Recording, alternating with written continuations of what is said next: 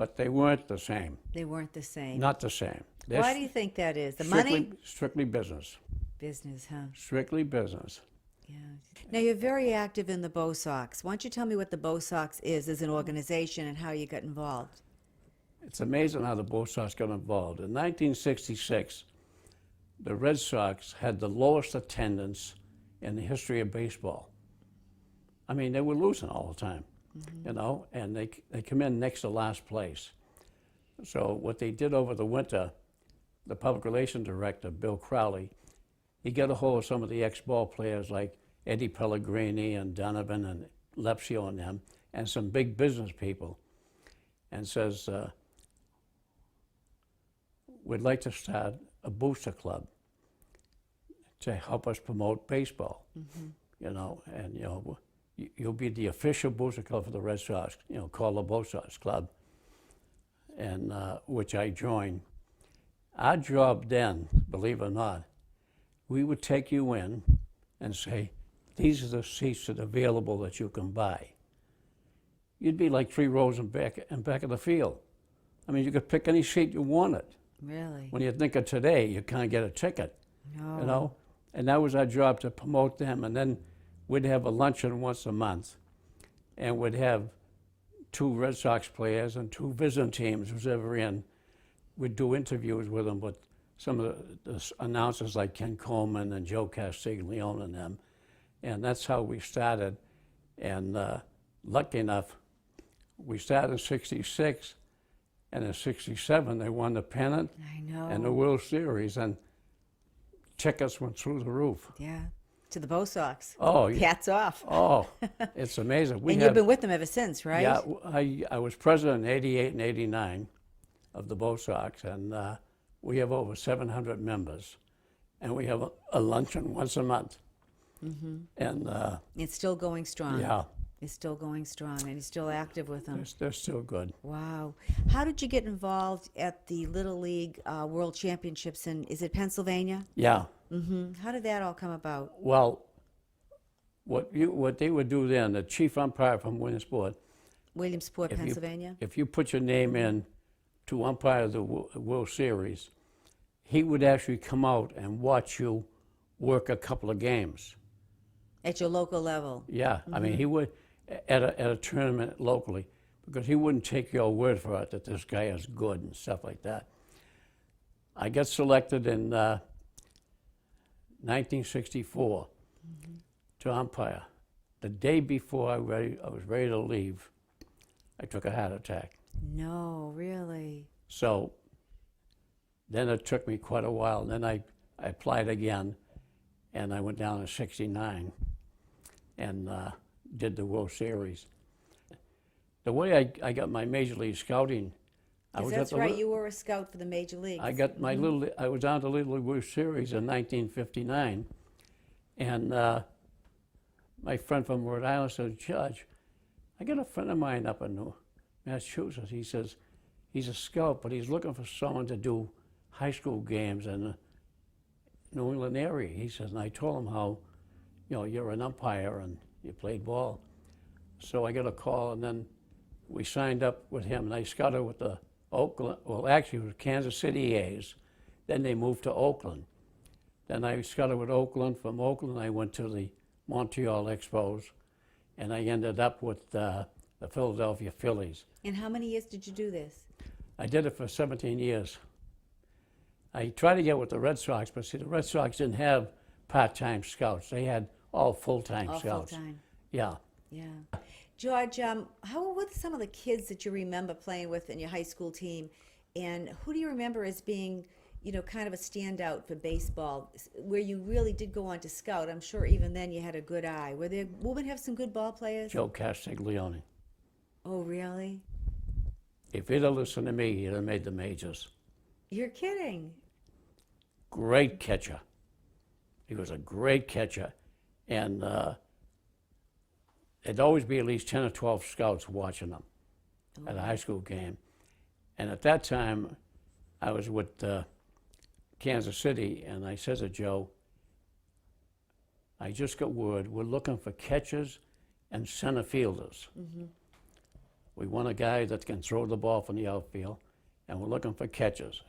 I said, I've watched you catch. I've been behind the plate umpire and watched you catch, you know.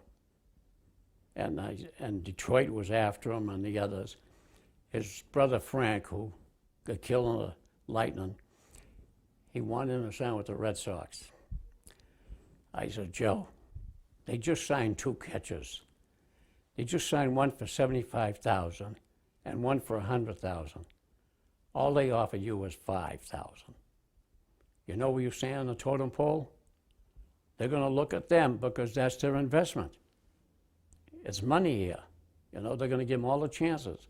He went down the minor leagues. In those days, the minor leagues didn't have great lighting, but they tell me he could catch. Really? He could catch, yeah, and a decent hitter. He has a brother here that still lives in town, doesn't he, George? Louis. Louis. But Joe probably was one of the best athletes to come out of Woburn. Really? Yeah, he had the scoring record in football statewide. I mean, he was like a bull. He'd get that ball and he'd go through that line like there was nothing there, you know. And he played the years that Joe Bellino played for Winchester. He did. Yeah. Now, how about any other ball players that you think? Because Woburn, at one point over the years, We way had before... Butch McLaughlin from North Woburn. And Butch was a center fielder. Good ball player. He signed with the Braves. And so in the wintertime when he come home,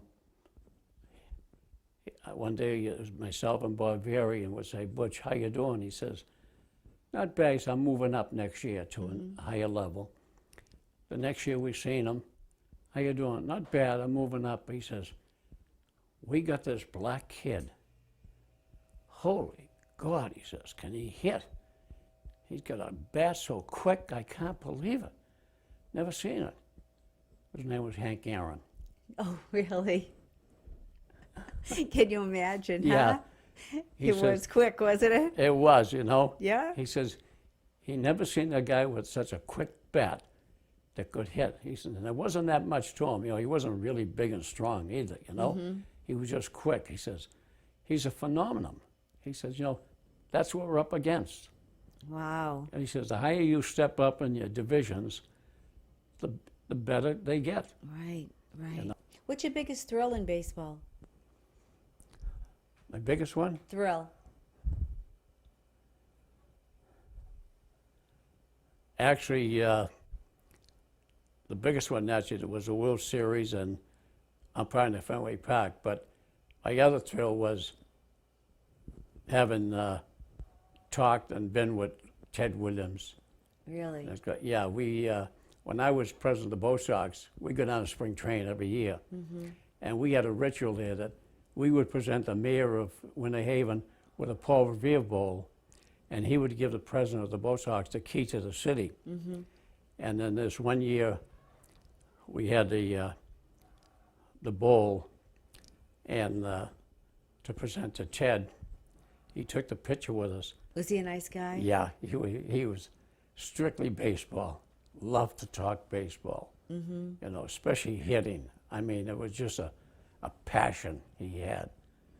But we were down in Winter Haven, and we'd have like a banquet, and he'd show up. He showed up early, and taking pictures, autographs, and he'd say to Sam Mealy, he was one of the instructors, the next manager, he'd say to Sam, when that glass gets so far down, he was drinking scotch, you make sure I don't have to wait.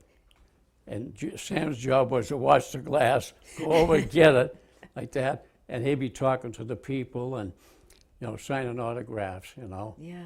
This award, George, that you won here. Yeah, this was last year. Every 3 years, we have what we call an international congress.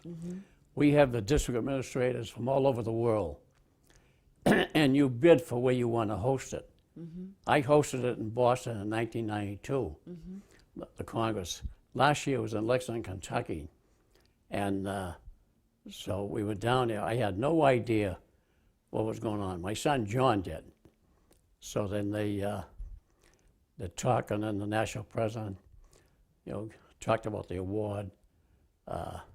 He's a senior DA from all of Little League Baseball throughout the world. And Wow. for the efforts and stuff that he's given, we're presented with this trophy of dedication of over 50 years. So they That's presented me. unbelievable. It's beautiful. That's Yeah, heavy. It is. That's it is all really glass. heavy. That's beautiful. And then I took pictures with them, they with the president and the chairman of the board. Right.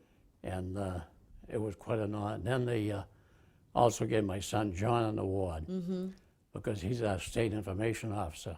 Oh, really? Anything you want to know about Little League, about information, he's the guy. Your son? Yeah. Oh, he does everything. He does all the scheduling for the tournaments.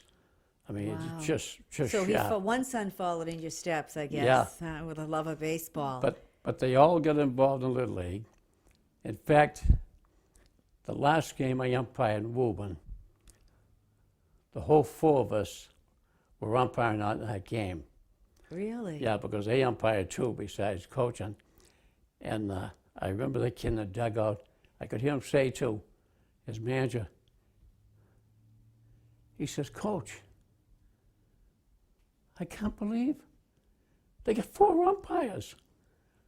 Lucky there's always 2, there's 4. And the coach says, yeah, he says, it's a father and 3 sons.